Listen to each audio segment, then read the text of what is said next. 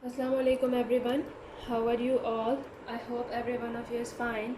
I am here with another video lecture और आज के लेक्चर में lecture number 5 for class 10th जिसमें हम लोग यूनिट नंबर 10 गैशियस एक्सचेंज के बारे में बात करेंगे।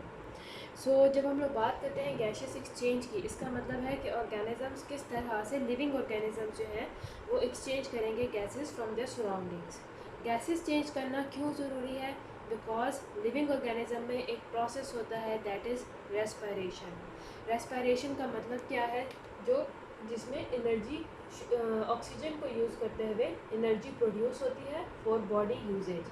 अब ये एनर्जी यूज़ होती है, एनर्जी प्रोड्यूस होगी, एनर्जी स्टोर होगी, जब बॉडी को चाहिए होगी तो ये बॉडी को अवेलेबल होगी एनर्जी। तो रेस्पिरेशन के लिए एक इम्पॉर्टेंट गैस जिसको हम लोग ऑक्सीजन के नाम से जानते हैं, ये बहुत ज़्यादा इम्पॉर्टेंट गैस है। That is Y oxygen is very important for the survival of living organisms. अभी तक तो हम लोग ये देखते हैं, बात करते हैं जब एनिमल्स की, ह्यूमन बींग्स की, तो हम लोगों को सर्वाइवल के लिए चाहिए ऑक्सीजन, जो कि हम अपने एटमॉस्फेयर में से लेते हैं, या फिर जो एक्वेटिक एनिमल्स हैं वो अपने वाटर से लेते हैं, जिस वाटर में वो रह रहे हैं अपने सराउंडिंग से लेते हैं, सराउंडिंग वाटर से। अभी तक हम लोगों ने ये देखा था कि गैसेस एक्सचेंज में हम ये पढ़ते थे कि प्लांट्स जो हैं वो ऑक्सीजन को रिलीज़ करते हैं इनटू द एनवायरनमेंट, और प्लांट्स कार्बन डाइऑक्साइड को अपनी बॉडी के अंदर एब्जॉर्ब करते हैं। और ऑपोजिट है इससे ह्यूमन बींग्स और एनिमल्स के अंदर, जहाँ पे ऑक्सीजन को एब्जॉर्ब किया जाता है यानी इनहेल किया जाता है, बॉडी के अंदर लिया जाता है, और ऑक्सीजन कार्बन डाइऑक्साइड को बॉडी से बाहर निकाला जाता है। But in the case of plants also, plants के अंदर दो डिफरेंट टाइप्स ऑफ मैकेनिज्म्स हैं, that is respiration plus photosynthesis. Photosynthesis का क्या मतलब है? यानी कि सनलाइट की मदद से जब प्लांट्स फूड प्रिपेयर करते हैं, वो फूड वो अपनी बॉडी के लिए भी यूज़ करते हैं और साथ में वो स्टोर भी कर लेते हैं, जो आगे एनिमल्स और ह्यूमन बींग्स के काम आता है। यानी कि जब एनिमल्स प्लांट्स को कंज्यूम करते हैं, या फिर ह्यूमन बींग्स प्लांट्स को या फिर एनिमल्स को कंज्यूम करते हैं, तो प्लांट्स की वजह से जो बना हुआ, फोटोसिंथेसिस की वजह से जो बना हुआ फूड था वो हमारी बॉडी तक पहुंचता है। यानी कि डायरेक्टली या इनडायरेक्टली हम लोग प्लांट्स के ऊपर डिपेंड करते हैं फॉर आवर फूड। फोटोसिंथेसिस की बात करते हैं तो ये तो हम लोग जानते हैं कि for photosynthesis the main gas that is required by the plants is carbon dioxide. तो प्लांट्स कार्बन डाइऑक्साइड को इनटेक करते हैं, यानी कि अपनी बॉडी के अंदर लेते हैं, और ऑक्सीजन को जो है वो बाहर देते हैं। ठीक है, दे गिव आउट ऑक्सीजन। लेकिन प्लांट्स के अंदर ये दोनों प्रोसेसेस चल रहे हैं। मोस्टली प्लांट्स के अंदर जूनियर लेवल्स पे यही पढ़ाया जाता है, यही कंसिडर किया जाता है कि प्लांट्स के अंदर फोटोसिंथेसिस का प्रोसेस हो रहा है, जिसकी वजह से उनको सिर्फ ऑक्सीजन, कार्बन डाइऑक्साइड गैस चाहिए, और वो ऑक्सीजन को अपनी बॉडी से बाहर निकालते हैं। और रेस्पिरेशन एनिमल्स और ह्यूमन बींग्स के अंदर हो रही है, जिसके अंदर उनको ऑक्सीजन अपनी बॉडी में लेना है, जिसके लिए उनको ऑक्सीजन की ज़रूरत है। But in the case of plants both of these processes are going on, respiration भी हो रही है, फोटोसिंथेसिस भी हो रही है। तो इसका मतलब है कि प्लांट्स को एक जगह पे रेस्पिरेशन के अंदर, जिस तरह ह्यूमन बींग्स को, जिस तरह एनिमल्स को ऑक्सीजन की ज़रूरत होती है, और कार्बन डाइऑक्साइड वहाँ पे वेस्ट मटेरियल होता है जिसको वो अपनी बॉडी से बाहर निकाल देते हैं, ये प्लांट्स के साथ भी होता है। And it is going out through out the day, through out the night. ये दोनों प्रोसेसेस मतलब दोनों टाइम में हो रहे हैं। उसके बाद फोटोसिंथेसिस की बात करते हैं, जो सिर्फ प्लांट्स में होता है, बिकॉज दे आर ऑटोट्रॉफिक। यहाँ पे वो कार्बन डाइऑक्साइड को इनटेक करते हैं और ऑक्सीजन को अपनी बॉडी से बाहर निकालते हैं। तो प्लांट्स के अंदर भी गैशियस एक्सचेंज है। हमने प्लांट्स के अंदर डिफरेंट सिस्टम्स पढ़े जिनकी मदद से वो गैशियस एक्सचेंज करते हैं, जिसके अंदर हम लोगों ने देखा था लेंटिसल्स, उनकी बॉडी के अंदर स्टोमेटा प्रेजेंट है उनके लीव्स के अंदर, और उसके अलावा देयर आर अदर प्रोसेसेस जिनकी मदद से प्लांट्स जो है गैशियस एक्सचेंज करेंगे। अब हम लोग बात करते हैं कि ह्यूमन बींग्स की। तो ह्यूमन बींग्स के अंदर जो डिफरेंट एनिमल्स हैं उनके अंदर स्पेशल रेस्पिरेटरी सिस्टम है, स्पेशल ऐसा सिस्टम है जिससे वो गैस एक्सचेंज कर सकते हैं। हम लोग ह्यूमन बींग्स की बात करते हैं, we have lungs as our main organ, जिसकी मदद से हम लोग गैसेस एक्सचेंज कर सकते हैं विद आवर सराउंडिंग्स। यानी लंग्स हमारी बॉडी में वो एरिया है जहाँ पे ऑक्सीजन ब्लड के अंदर एक्सेप्ट की जाती है, और ब्लड जो है कार्बन डाइऑक्साइड को लंग्स के अंदर भेज देता है, और वो कार्बन डाइऑक्साइड फिर एयर पैसेज में से होती हुई बाहर आ जाती है। जबकि अगर हम लोग प्लांट्स की बात करते हैं, प्लांट्स के अंदर ऐसा कुछ नहीं था। प्लांट्स के अंदर every cell have to do the gaseous exchange with the surrounding environment. वहाँ पे क्योंकि कोई भी स्पेसिफिक सिस्टम नहीं है, कोई मखसूस सिस्टम नहीं है जो कि गैसेस एक्सचेंज के प्रोसेस को कैरी आउट कर सके, इसीलिए वहाँ पे हर सेल को जो प्लांट का है वो डायरेक्टली अपनी गैसेस एक्सचेंज का जिम्मेदार खुद है। अब हम लोग बात करते हैं ह्यूमन बींग्स की। इसमें हम लोग बात करेंगे लंग्स की। लंग्स क्या है हमारी बॉडी में? वो ऑर्गन जो कि गैसेस एक्सचेंज के लिए रिस्पॉन्सिबल है, यानी कि हमें ऑक्सीजन चाहिए, हमें कार्बन डाइऑक्साइड को अपनी बॉडी से बाहर निकालना है, तो उसके लिए lungs are the main area जहाँ पे गैसेस एक्सचेंज होंगी। Lungs are surrounded by various small blood vessels, जिन्हें हम लोग कैपिलरीज भी कहते हैं, जहाँ पे जो कि गैसेस एक्सचेंज करने के काम आती हैं। हमने कहा था, हम लोग यहाँ पे स्टडी कर रहे थे अबाउट द रेस्पिरेटरी सिस्टम या breathing system of the human beings. तो हमने कहा था कि breathing system consist of two main things. First thing जो कि हमने अपने प्रीवियस लेक्चर में पढ़ी थी, that was air passageway. Air passageway यानी कि हवा के गुजरने का रास्ता, यानी कि जब हम सांस लेंगे तो एयर जो है वो हमारी बॉडी के अंदर एंटर होगी। ये जो गैसेस एक्सचेंज है, it does not occur in the nose when we are inhaling, it occurs in the lungs. तो एयर के लिए किस तरह से वो पूरे रास्ते से होती भी जाएगी, लंग्स तक पहुंचेगी, that is called as the air passageway. उसके बाद जो सेकंड मेन कंपोनेंट है हमारे ब्रीथिंग सिस्टम का, दैट आर लंग्स, जिनके बारे में हम लोग आज स्टडी करेंगे कि किस तरह लंग्स के अंदर गैसेस एक्सचेंज होती हैं। एयर पैसेजवे को थोड़ा सा रिवाइज कर लेते हैं। एयर पैसेजवे में हम लोगों ने वो सारा पैसेज पढ़ा था जिधर से हवा जो है हमारे लंग्स तक पहुंचेगी। तो फर्स्ट वन जो थी दैट वाज नेज़ल कैविटी, यानी कि हमारी नाक, नॉस्ट्रल से होती हुई नेज़ल कैविटी में सबसे पहले यहाँ पे एयर एंटर होती है। यहाँ पे म्यूकस है और फाइन हेयर्स हैं जो कि एयर को फिल्टर करेंगे, इसके अंदर से जर्म्स और डस्ट पार्टिकल्स को ट्रैप कर लेंगे और क्लीन एयर जाती है अंदर। और म्यूकस जो है एयर को मॉइस्ट करता है ताकि वो हमारी बॉडी के टेम्परेचर के साथ मैच कर सके। नॉस्ट्रल्स से होने के बाद जाती है नेज़ल कैविटी में, नेज़ल कैविटी के बाद जाती है एयर फेरिंग्स में। This is the next part of the passageway. Pharynx क्या है? It is a common passageway for both food as well as for the air. Pharynx के बाद आता है वो रीजन एपिग्लॉटिस का, ग्लॉटिस का, जहाँ पे एयर पैसेजवे और फूड पैसेजवे सेपरेट हो जाते हैं। और वहाँ पे एपिग्लॉटिस प्रेजेंट है जो एक मस्कुलर स्ट्रैंड है जो कि ग्लॉटिस को यानी कि फेरिंग्स को आगे लेरिंग्स को कवर कर लेगा ताकि फूड जो है अपने कैनाल में, फूड कैनाल यानी इसोफेगस में जाए। फेरिंग्स के बाद हमारे पास जो नेक्स्ट पैसेजवे आता है दैट इज़ लेरिंग्स। लेरिंग्स को हम लोग वॉइस बॉक्स भी कहते हैं क्योंकि लेरिंग्स के अंदर ऐसे दो मस्कुलर स्ट्रैंड्स हैं जो स्ट्रेच हुए हुए हैं एंड वो वोकल कॉर्ड्स कहलाते हैं। जब हवा गुजरती है, हवा के प्रेशर की वजह से वो वाइब्रेट होते हैं और उनकी वाइब्रेशन से साउंड प्रोड्यूस होती है। और वो साउंड जो है वर्ड्स में कब तब्दील होती है? जब हमारे माउथ में प्रेजेंट मसल्स, चीक्स, टंग, जॉज और लिप्स जो है मुख्तलिफ तरीके से एक दूसरे के साथ कोऑपरेट करते हैं और इस तरह से हम लोग पूरे वर्ड्स अदा करते हैं। लिरिक्स के बाद जो नेक्स्ट पार्ट आता है दैट इज़ ब्रोंकाई। लिरिक्स और ब्रोंकाई जो है नेक्स्ट पार्ट आता है हमारे पास ट्रैकिया। ट्रैकिया जो है पाइप लाइक स्ट्रक्चर है जो कि हमारे लिरिक्स के बाद आता है, हमारे एयर पैसेजवे का अगला हिस्सा है। ट्रैकिया के ऊपर रिंग्स होते हैं, मस्कुलर रिंग्स हैं जो कि कार्टिलेजिनस रिंग्स हैं जो कि ट्रैकिया को प्रिवेंट करते हैं फ्रॉम कोलैप्सिंग अगर एयर प्रेशर कम हो जाए। ट्रैकिया के बाद अगला जो पार्ट आता है एयर पैसेजवे का दैट इज़ ब्रोंकाई। ब्रोंकाई यानी कि जब ट्रैकिया आगे दो पाइप डिवाइड हो जाएगा, one pipe will go towards the left lung, the other will go towards the right lung. और ये दो यहाँ पे भी वो कार्टिलेजिनस रिंग्स प्रेजेंट हैं जो कि ब्रोंकाई को कोलैप्स होने से महफूज रखते हैं। ब्रोंकाई जब लंग्स के अंदर एंटर होते हैं तो वो छोटे छोटे पाइप्स में मज़ीद डिवाइड हो जाते हैं। तो उस टाइम पे जिस वक्त ये डिवाइड हुए हैं they are called as bronchioles. Bronchioles further lungs के अंदर फर्दर डिवाइड होते जाएंगे छोटे छोटे हिस्सों में और आगे तक पहुंच के दे विल फॉर्म एल्वियोलाई, जिन्हें हम लोग एल्वियोलर, पहले तो ये फाइन ट्यूब्यूल्स बनाएंगे जिन्हें हम लोग कहते हैं एल्वियोलर डक्ट्स।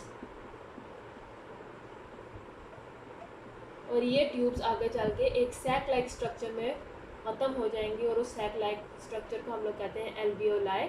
एल्वियोलाई इस तरह से सैक लाइक स्ट्रक्चर है जो कि आगे ट्यूब के साथ कनेक्टेड है। इस तरह से यहाँ से एयर आती है, यहाँ पे ऑक्सीजन प्रेजेंट है और एल्वियोलाई के बाहर यहाँ पे बहुत सारी ब्लड कैपिलरीज प्रेजेंट हैं। ब्लड कैपिलरीज इस ऑक्सीजन को अपनी बॉडी अपने अंदर एक्सेप्ट करेंगी, ऑक्सीजन गैस जो है ट्रांसपोर्ट हो जाएगी ब्लड कैपिलरीज के अंदर, और ब्लड कैपिलरीज ने कैरी की होती है कार्बन डाइऑक्साइड गैस, तो बदले में कार्बन डाइऑक्साइड मूव करेगी एल्वियोलाई के अंदर, और इस तरह से वो वापस कार्बन डाइऑक्साइड एल्वियोलाई से एल्वियोलर डक्ट में जाएगी, एल्वियोलर डक्ट से ब्रोंक्यूल्स में, फिर ब्रोंकाइस होते हुए ट्रैकिया, फिर लेरिंग्स, फिर फेरिंग्स, फिर नेजल कैविटी के ज़रिए हमारे बॉडी से बाहर निकल जाती हैं। तो this was all about the revision about the air passageway. अब हम लोग आते हैं लंग्स की तरफ। They are the other main components of the respiratory system of our gaseous exchange system, breathing system जिसे हम लोग कहेंगे। So let us see how lungs are the most appropriate organs in our body जो कि gaseous exchange को carry out करते हैं। सो जो लंग्स है, all the alveoli on one side of the lung they constitute a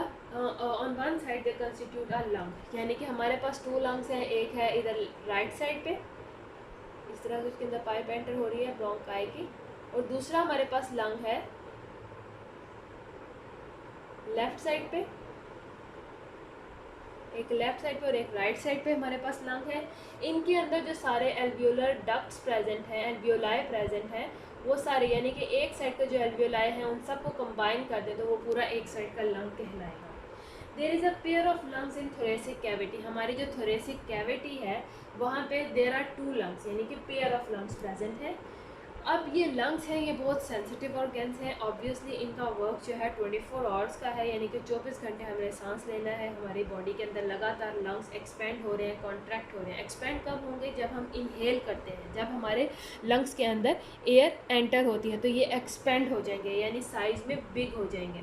इसी तरह जब हम एक्सहेल करते हैं, हमारे लंग्स के अंदर से हमारी बॉडी के अंदर से हवा निकल जाती है थ्रू द एयर पैसेज वे, तो उस वक्त लंग्स कॉन्ट्रैक्ट हो रहे हैं।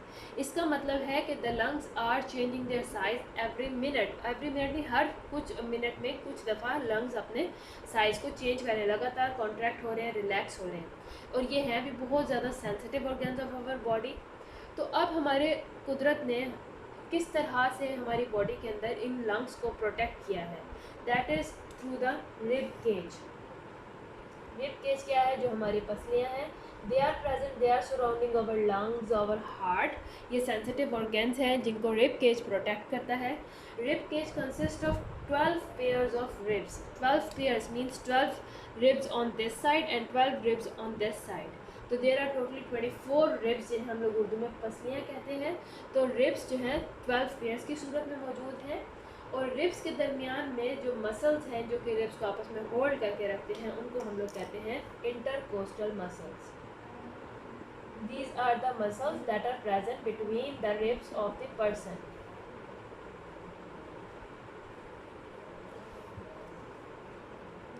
अब लंग्स को कॉन्ट्रैक्ट होना है, रिलैक्स होना है, तो लंग्स के बॉटम पे एक और मस्कुलर यहाँ पे लेयर है जिसे हम लोग डायाफ्राम का नाम देते हैं, that is present below the lungs. ये डोम शेप की होती है, और लंग्स को कॉन्ट्रैक्ट होना है या रिलैक्स होना है, इसमें ये डायाफ्राम जो है ये इम्पॉर्टेंट रोल प्ले करता है, क्योंकि डायाफ्राम जो है वो मोर डोम शेप में हो जाएगा। इस तरह से डोम शेप में जब लंग्स जो हैं कॉन्ट्रैक्ट होंगे यानी साइज़ में स्मॉल हो जाएंगे, और डायाफ्राम रिलैक्स हो जाएगा like this when the lungs expand, और इनके अंदर हवा भर जाती है। अब हम लोग अगर साइज़ में देखें तो जो लेफ़्ट साइड का लंग है दैट इज़ स्लाइटली स्मॉलर, और इसके अंदर 2 लोब्स प्रेजेंट हैं यानी कि 2 पार्ट्स हैं इसके, जबकि जो राइट लंग है वो बिगर है और उसके अंदर 3 लोब्स प्रेजेंट हैं। अब ऐसा क्यों है? क्योंकि हमारी बॉडी के अंदर लंग्स के अलावा डिफरेंट और ऑर्गन्स प्रेजेंट हैं, जैसे हार्ट है, स्टमक है, लिवर है, तो उन सब को भी बॉडी के अंदर एडजस्ट करना है, इसीलिए एक लंग का साइज़ दूसरे से थोड़ा छोटा होगा, that is basically the left side of the lung. अब अगर हम लोग इनके स्ट्रक्चर की बात करें तो lungs are spongy. Spongy means they are very soft, they are crushable, बहुत ज़्यादा सॉफ्ट होते हैं, और इलास्टिक ऑर्गन्स है। इलास्टिक मीन्स स्ट्रेचेबल है। Why elastic? Because they need to contract and relax every time the person is inhaling and exhaling. So इसीलिए बहुत ज़्यादा ज़रूरी है कि ये स्पॉन्जी भी हों यानी सॉफ्ट। अगर ज़्यादा स्टिफ हो जाएंगे तो person can not breathe, person can not move his lungs, lungs contract और रिलैक्स नहीं होंगे, जिसकी वजह से ब्रीथिंग प्रोसेस स्टॉप हो सकता है। That is why lungs are spongy and elastic organs. Lungs have blood vessels, जैसे कि मैंने पहले भी बताया था कि लंग्स के अंदर एल्वियोलाई प्रेजेंट है। Alveoli are surrounded by many different blood vessels, जिन्हें हम लोग कैपिलरीज भी कहेंगे, that are very tiny, very minute. And these blood vessels are the branches of pulmonary arteries and veins। वो arteries और veins जो कि lungs के एरिया में present हैं, lungs को surround किए हुए हैं, उनके लिए special name है, that is pulmonary arteries and veins।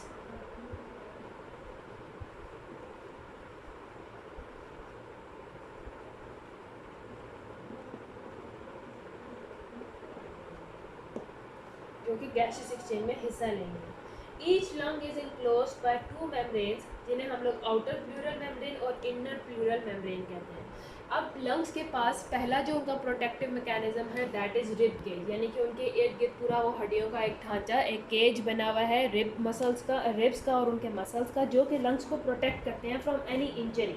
उसके अलावा इंटरनल इंजरी से बचाने के लिए lungs have another system that is pleural membrane, एक ऐसा मेम्ब्रेन जो कि लंग्स को, टू मेम्ब्रेन्स हैं जो कि लंग्स को इस तरह से कवर किए हुए हैं फ्रॉम ऑल द साइड्स। इन मेम्ब्रेन्स को हम लोग कहते हैं outer and inner pleural membranes. Means there are two different membranes जो कि लंग्स को पूरी तरीके से कवर किए हुए हैं। जो मेम्ब्रेन्स हैं इनके अंदर भी they have enclosed a fluid which provide lubrication for free expanding and contraction of lungs। क्योंकि लंग्स ने लगातार मूव होना है, लगातार एक्सपेंड होना है, लगातार कॉन्ट्रैक्ट होना है, तो इसीलिए इनके अंदर यहाँ पे फ्लूइड का होना ज़रूरी है, क्योंकि अगर फ्लूइड होगा तो उनको स्मूथ कॉन्ट्रैक्शन और एक्सपेंडिंग होगी। अगर फ्लूइड ना हो तो it may cause friction in the lungs, क्योंकि वो लगातार एक्सपेंड और कॉन्ट्रैक्ट हो रहे हैं, लगातार मूव हो रहे हैं, तो it may cause friction in the lung. तो ये था मेरा आज का लेक्चर लंग के ऊपर। इसके अलावा आपके पास है बुक में फिगर नंबर 10.4, जिसकी मदद से आप लोग क्लियरली देख सकते हैं about the structure of lungs. You can see this is a right side lung that is bigger in the size and this is left side lung जो कि स्मॉलर है साइज़ में। इसी तरह उन्होंने बताया है कि प्लूरल मेम्ब्रेन है, प्लूरल मेम्ब्रेन्स के दरमियान में फ्लूइड है जो कि लंग्स को आप देख सकते हैं हर तरह से उसकी तरफ, उसके सराउंडिंग में उसको घेरे हुए हैं।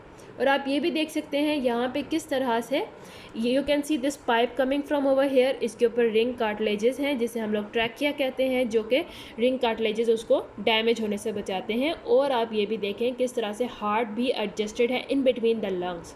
तो this is not specifically between the lungs पर in front of the lungs, लेकिन किस तरह से लंग्स के अंदर स्पेस उसने ऑक्यूपाई की हुई है, और इस एडजस्टमेंट ऑफ ऑर्गन्स की वजह से लंग्स के साइज़ में डिफरेंस है। One lung is bigger than the other lung. So I hope आपको आज का लेक्चर समझ आया हो। अगर यहाँ तक कोई भी प्रॉब्लम है तो you can discuss with me in the comment section. I am here to help you out and see you soon in my next video. Till then, Allah हाफिज़।